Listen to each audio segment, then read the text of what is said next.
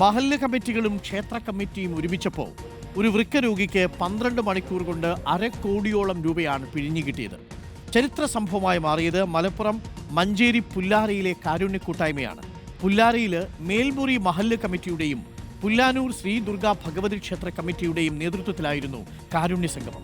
വൃക്കരോഗിയായ ഷറഫുദ്ദീനു വേണ്ടി ഒരു ക്ഷേത്ര കമ്മിറ്റിയും ഒരു മഹല്ല് കമ്മിറ്റിയും ഒരുമിച്ചിറങ്ങിയപ്പോൾ അവിടെ പിരിഞ്ഞെത്തിയത് 2.5 കോടി രൂപയാണ്.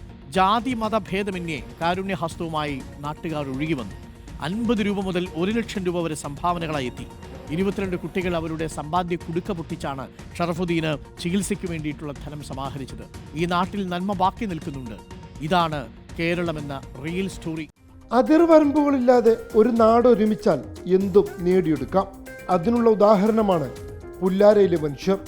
തങ്ങളുടെ നാട്ടിലെ വൃക്ക രോഗിക്കായി ജാതിമത കക്ഷി രാഷ്ട്രീയ ഭേദമന്യേ കാരുണ്യഹസ്തവുമായി ഒഴുകിയെത്തിയ നാട്ടുകാർ 12 മണിക്കൂർ കൊണ്ട് 50 ലക്ഷം രൂപയാണ് സഹായ സമിതിയുടെ കൈകളിൽ ഏൽപ്പിച്ചത്.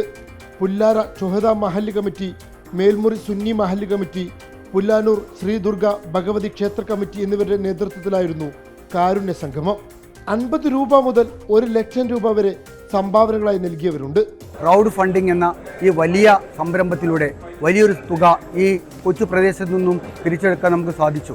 ജാതി മത വ്യത്യാസമില്ലാതെ രാഷ്ട്രീയത്തിന് അതീതമായി കൊണ്ട് നമ്മുടെ കൂട്ടായ്മ, ഒത്തൊരുമ, അത് മാത്രമാണ് ഈ വിജയം കണ്ടത്. പിഞ്ചു കുഞ്ഞുങ്ങൾ അവരുടെ സ്വപ്ന സാക്ഷാത്കാരത്തിന് സ്വരൂപിച്ചു കൂട്ടിയ ചെറിയ സമ്പാദ്യ കുടുക്കുകൾ വരെ സംഭാവനകളായി എത്തി. Reporter Ashkar Ali Karimba in reporter Malappuram.